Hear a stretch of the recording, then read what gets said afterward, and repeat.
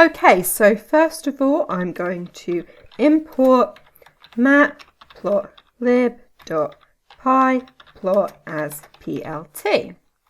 Then we'll start by making a simple scatter plot. So I'm going to need some x values, and I will make these the numbers 1 to 10.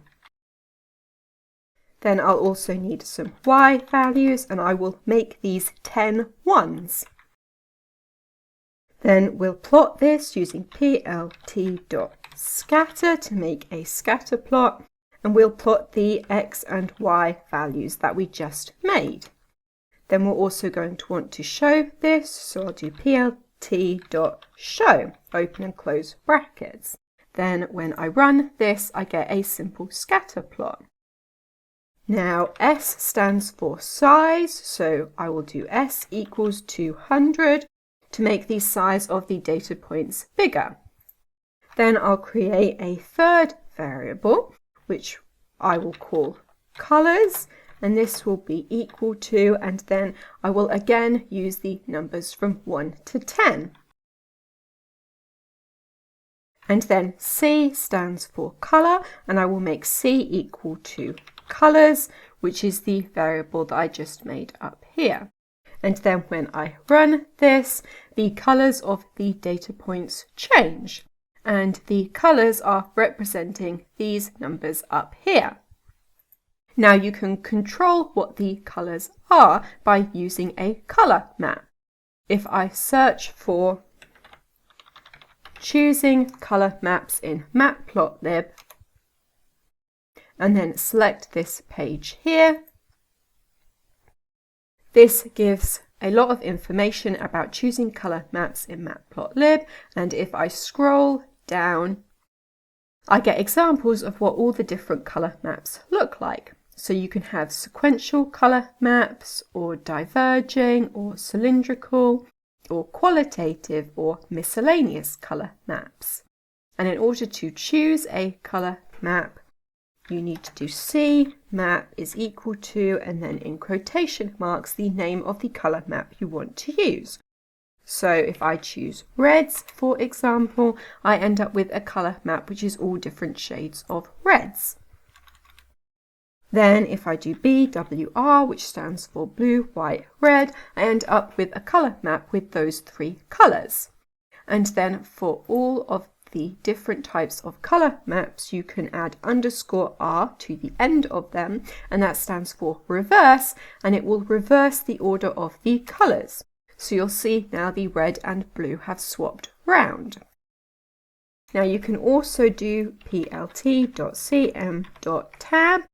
and this will get you a list of all of the different color maps that you can choose from. Now, if you are using a color map, you probably also want to have a color bar. So we'll do plt.colorbar, open and close brackets, and then you end up with a color bar down the side showing you the numbers that all of the different colors represent. Now, there are many different ways of customizing the way this looks. I'm just going to show you a few examples. So first of all, you can change the orientation to be equal to horizontal, and that puts the color bar on the bottom. And you can also add in a label. So I'll make label equal to concentrations, and that puts the word concentrations along the bottom.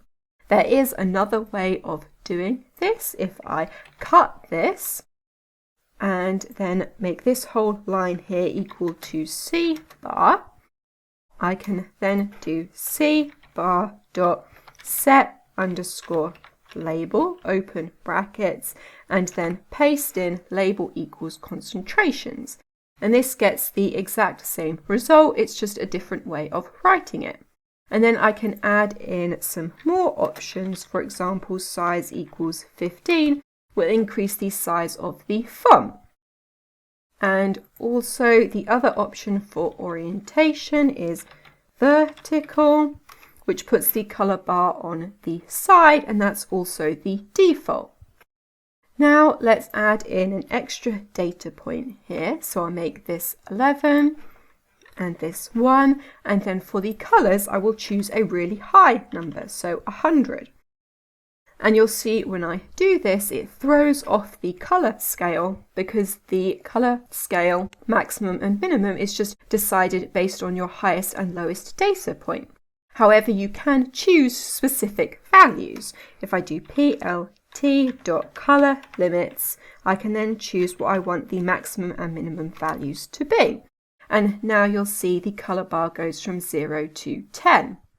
If you're doing this, you're probably also going to want to add in extend equals both, and this will add in little triangles at the top and bottom of the colour bar, and so any data which is outside the range that you have selected will then be represented by the colours that are inside the little triangles.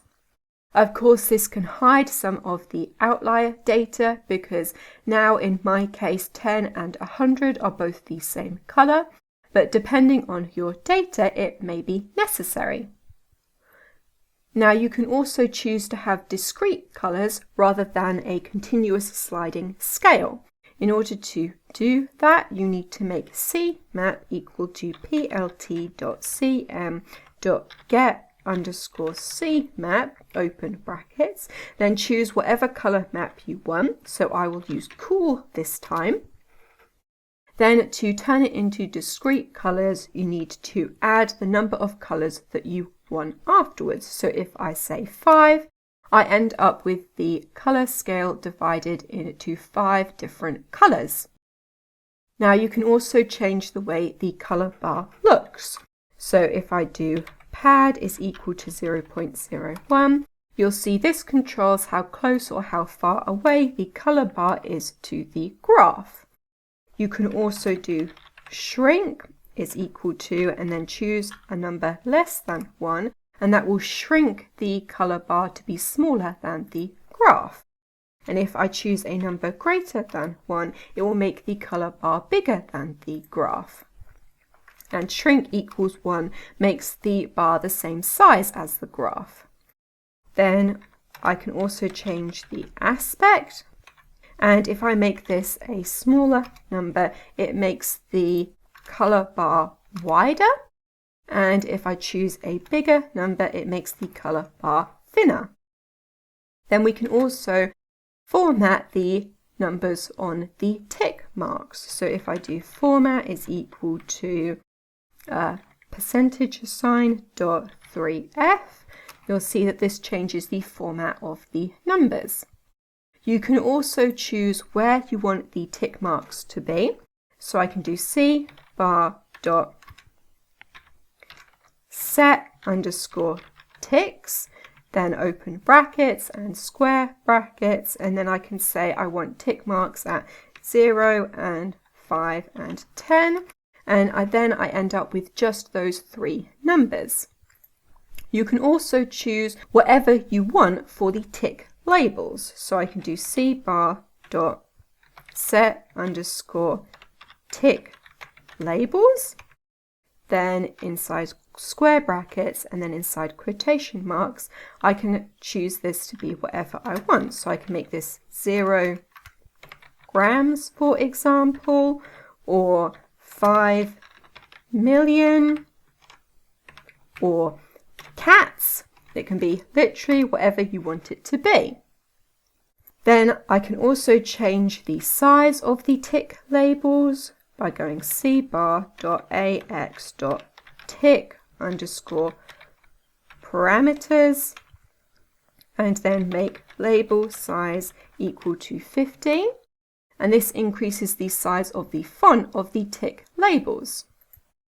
Okay, so in this video I have shown you how to make a scatter plot using matplotlib in Python, where the colours of the data points represent a third variable.